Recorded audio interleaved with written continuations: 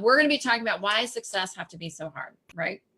And if you're like me and you're someone who is a successful woman who has gone up the corporate ladder, you get to a point where you're like, yes, this is this is it. This is what I've been working so hard for.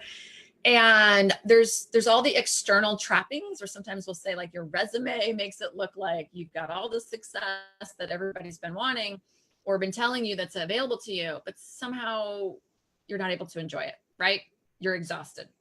If you're like me, success was just burning me out and burning me up. And I couldn't understand why was it so hard? And not because I felt like, I don't know if you can relate. So if you can relate, put a 1 in the comments below. But it wasn't that I necessarily felt like, oh, well, now I have a team and now my team can do the work, because I had been driving teams for a while by the time I, let's just say, got to a point where I felt successful. It was just that I assumed that I was going to be able to be like a lot of other executives I saw who kind of seemed to come and go with a lot more freedom and a lot more flexibility. I didn't see a lot of my executive colleagues working quite as late as I always was. And I also wondered why, I just felt like I'd be in more control of my schedule, more in control of when I wanted to work late and when I didn't. And I found myself just always like, up at midnight trying to get something done, packing my bag for another trip that I didn't think I was going to have to take. And now all of a sudden there was a last minute business trip I had to go on. Being called into meetings that had nothing to do with really my area of expertise, or really me, I thought, but all of a sudden it's like, well, you're an executive and so we need your opinion. And it was like, what? So these things really surprised me. And I'll be really honest, I'm sure it was very naive of me to expect that things were supposed to be different, but they should be different and they can be different. Now, I was first promoted to vice president at the age of 30, which is obviously very, very young. And so that in itself presented some unique challenges.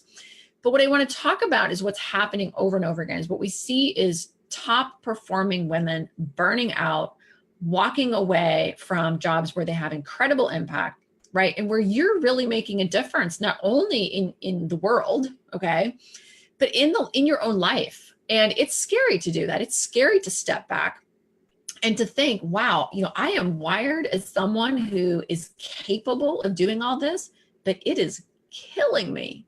Can anyone and please share if you relate, put a 1 or a me too or something in the comments. And the reason I'm asking you that, and I am asking you to be a bit vulnerable, is I think when we share as women, we can proliferate and sort of bust through some of these myths that says, you can't feel like you're overwhelmed. It's okay to say, I am tired of working this hard.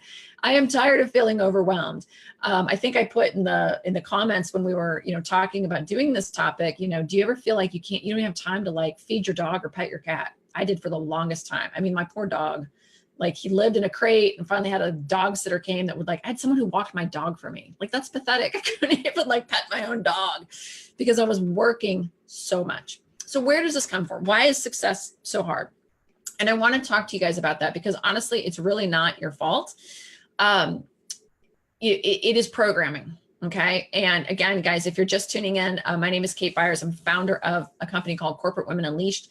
We work with top performing women, female executives who are on the road to burnout, burning out, looking at stepping back from their career and just not living a balanced life. And we show you how to navigate your career for balance so you can prioritize your personal life and still continue to have an audaciously successful career. The myth of our society is that it's a trade-off. You can be happy or you can be successful, but you can't be both is BS. Okay.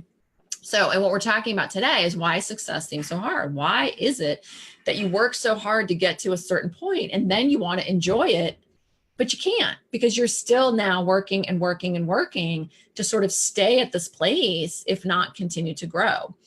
Well, a big piece of it, guys, is conditioning. It's programming that's been given to us from our culture. So I want everyone to, let's see, we can't see each other. I was gonna say, raise your hand. I want everyone to, again, put an XO. Let's do an XO, hugs and kisses. How about that? In the comments, whether this is recorded live or you're seeing it later, go ahead and put the comments. If you were raised and told that you had to make your bed before you went out and play. I'm raising my hand. If you were ever told you need to eat your vegetables before you had dessert. If you're ever told you had to do your homework before you could watch TV. Okay.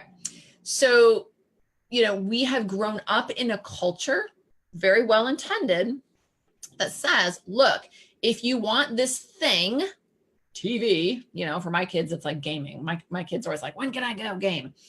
You have to do all this other stuff first, because the fear is, if not, you're just going to be this lazy person who just sits around all day in your underpants and watches TV and plays Minecraft or whatever, like for my kids. And so we have created a culture and an expectation with these, we've sort of taken something that at every intention at its roots is a good intention. We've shortened it because our culture likes to do that, right? We like to live in 30-second snippets, to very easy sort of parenting, or whether it's classroom management from schools or whatever, to sort of this, if you do this, then you get this, okay? And so what that does is it creates in our psychology that in order to have something we want, we have to work hard and or sacrifice to get it. Now, that sounds really strange because you're like, okay, well, why would I not want my kids to do their spelling homework before they, you know, watch TV or whatever? Well, they could, but wouldn't it be great if they did their spelling homework because they wanted to do their spelling homework, right? Like, and that's one of the things I think that's so freeing for a lot of us when we go to college, is because in college, you get to actually pick your classes, and you do the classes because you want to do the classes, because you want to get the degree, because it's in something that's of interest to you. So in reality, we have things a little bit backwards, because a lot of times we were asked when we were children to do things that we kind of knew were not really all that, like, you know, life changing, that we really needed. And so in order to incentivize us to do that, we were given carrots or sticks, right? And so this is where this comes from. And so if you're not aware of it, it's in your psychology today. That's okay. It's not your fault. But now that you know about it, you can change it. And if you change it, you have freedom. Okay. So where this shows up in our workplace is, okay, so went to college, you worked really hard in college, you went, you know, maybe you had to work really hard to get into a certain type of school, a certain level, and then you graduated with honors. And then from there you did an internship, and there's all this, like, we got to do all this stuff to get to this place. Well, if that is something that you're passionate about, and you're doing all those things because you're just like, oh my God, this brings me so much joy, I'm so excited to get to this thing that I want, then you will do it from a place of really, you know, internal motivation, right? But so often what we do in our societies, we give everyone external motivation. So we give, you know, praise. You were given praise. You were given special bonuses. You were given stars on a chart. You were given whatever this is. And so all these external pieces of praise have told you that unless you're behaving in a certain way, you don't get to have this. And so now what happens is you go up the ladder and you're on this sort of success trajectory. You get to a certain place. Deeply inside your psychology is a behavioral pattern that says, you can't rest until you do that one last assignment, until you take on that next promotion, until you, whatever it is. And so what happens is, subconsciously, we have no clue this is going on. It's all happening behind the scenes, is we're showing up and making decisions and volunteering for work and raising our hand and saying to ourselves first, and then externally, I have to do these things, because if I don't do these things, I'm not really either valuable or capable of maintaining success. Does that make sense? Okay. So what's really happening here is you have to change the story in your head. You have to change the expectation, which is, I'm really valuable for who I am and what I bring to the table here.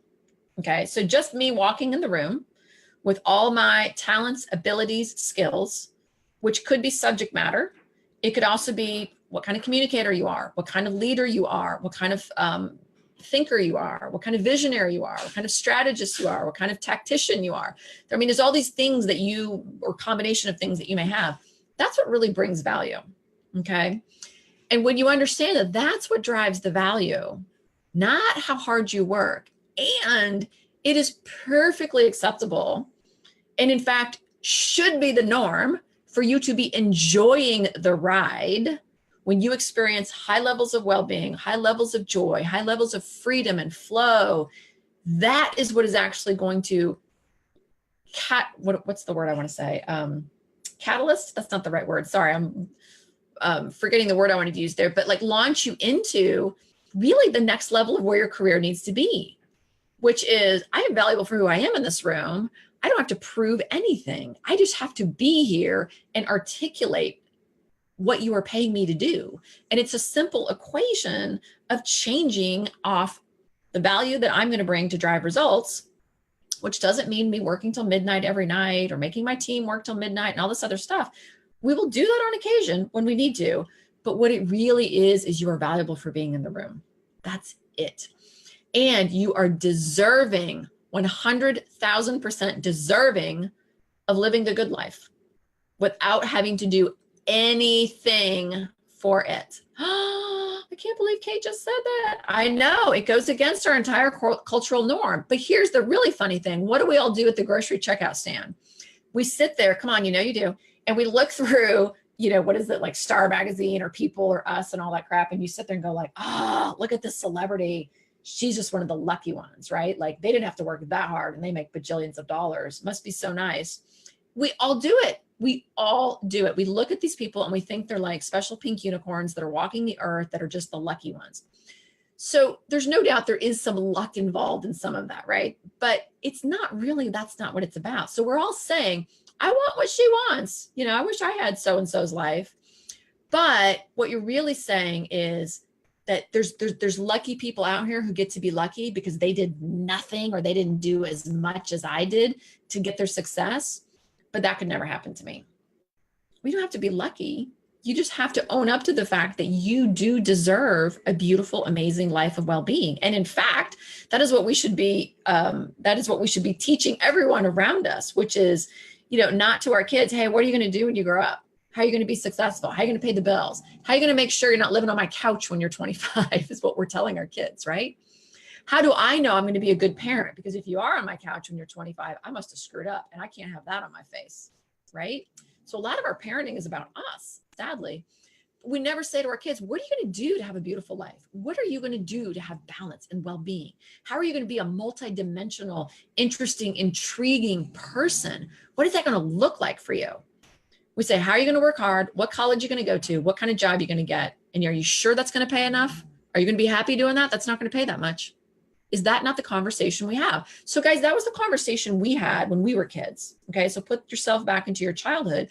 We heard a lot of those things. You can't go out and play until you've done your homework, until you've cleaned your room, until you've done things. You had to work hard. You had to suffer. And that is just not objective reality.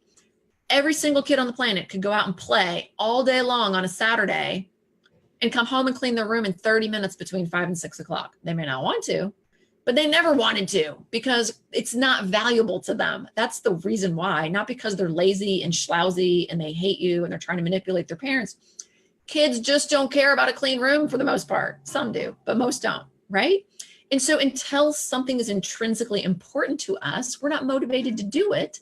And so what happened in our childhood is our parents then told us, or our teachers told us, or some influencer told us, well, you have to do it or you won't get this prize, because it was a way to give you false motivation because you weren't intrinsically motivated. Okay. Well, that story is still in your head, which is you're not deserving of, sitting down with your husband and having wine on a Tuesday night on your back patio at 7 o'clock at night because there's still people back at the office who are working, or the client said that they didn't like your proposal or whatever, right? And so now you're like, oh, now I got to fix that. Oh gosh, there's this other thing. And it feels good because you were praised for working hard your entire childhood. Oh, look at her. She's a straight A student, that one. What a whippersnapper, right? And I'm being kind of silly, but true. That story is in your head. So you have to break out of that story and recognize that you are valuable and you are deserving of having wine with your husband at 7 o'clock on a Tuesday night, despite whatever chaos is happening in your company, because of who you are. And that's simply a choice you get to make. Now, you could also make a choice that you want to work 14 hours that day. That's cool too. There's also times when, sure, things blow up at work and it's like, you know what? I'm actually going to feel more comfortable fighting this fire. Sorry, I'm not doing wine night tonight, hon. I actually want to stay here. This is something that I want to attend to. Great. But when it's a compulsion, when it's the next, in my career, it was like, I remember I was at one point responsible for working within the European territory.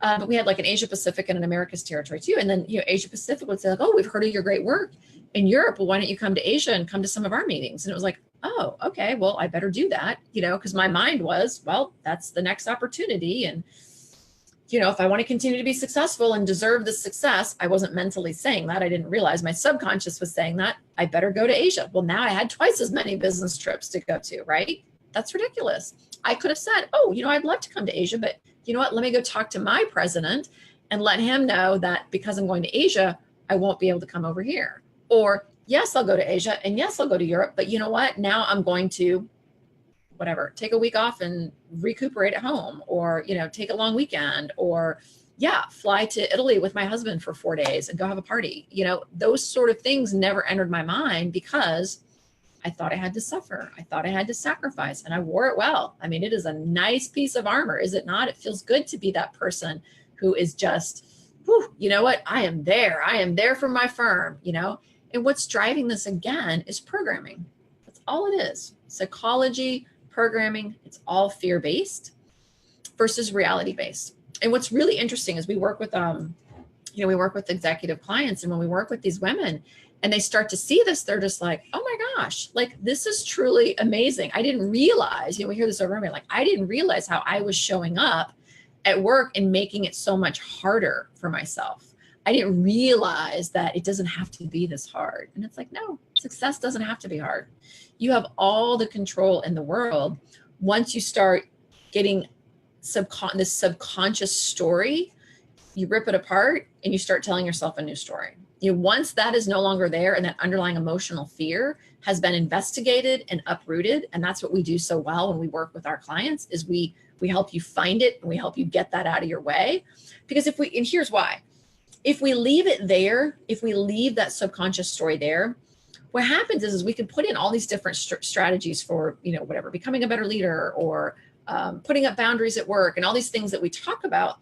But if you're putting all those things and you're stacking it on top of fear, on the subconscious behavior, all you're doing is sort of like trying to keep, I think I've mentioned before, like keeping the lid on the sardine can, or, you know, whatever, one of those crazy cans where all the worms fly out of it. That's kind of what it's like. And so you kind of like keep the lid on for a while, and then boom, something happens. And because that fear has not like come out from within and hasn't been dealt with, it just rears its ugly head, and you automatically go back to that comfort zone. Because truthfully, that programming has been with you for what, 20, 30, 40, 50, whatever, however many years. So yeah, you can try different strategies, but the strategies there are just there to sort of like trying to forcefully deal with it. And that's why, like, a lot of the women we work with, we hear them say over and over again, Kate, I've tried this, I've tried that, I've changed jobs. And it just like, this madness follows me. And it's like, right, because really the madness or the behavior that is creating the overwhelm and the burnout and the compulsion to always be working, that comes from within, right? That really comes from within.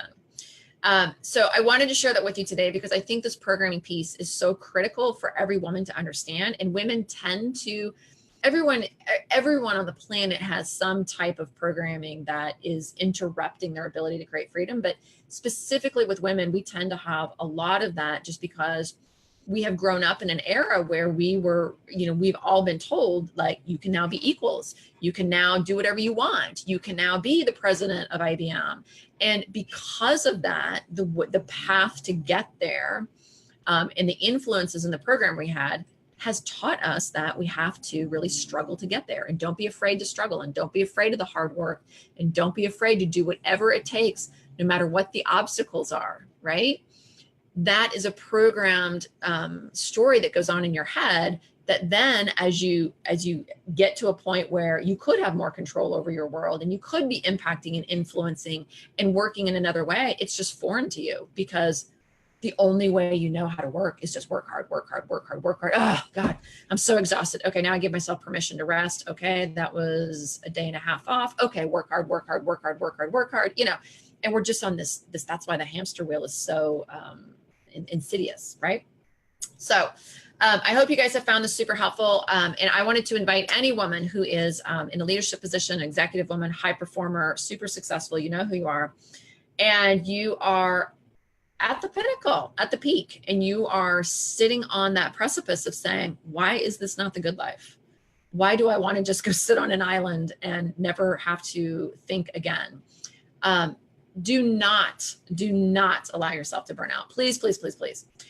Book a call. right? If you're someone who is ready to start creating the change that we're talking about, which is you're empowered to take control of your career and navigate it differently so that you can be balanced and you can have well-being and you can feel absolutely in control of your personal life and successful in your personal life and healthy and enjoying it as well as successful at work, then I encourage you to book a call with us. And we'll help you come up with the game plan. We'll help you figure out what is really the root cause. What is going on in your environment that could be creating this? How long has this been trailing you? And, let us help you come up with the game plan. And, if we can help you, that's great. We'll definitely tell you and show you how. If not, we'll get you some other resources. We'll suggest you go somewhere else, whatever it needs to happen. But it's really our mission to make sure that no woman has to live in a state of sacrifice, putting happiness off for some distant future. We need to live in the moment, ladies, and we need to enjoy every great step of this ride. Empowerment starts from within. So I encourage you all to book a call with us, and we'll put the link below here somewhere. So ladies, thank you so much for joining me today. It has been my pleasure, and I will talk to you next week. Take care.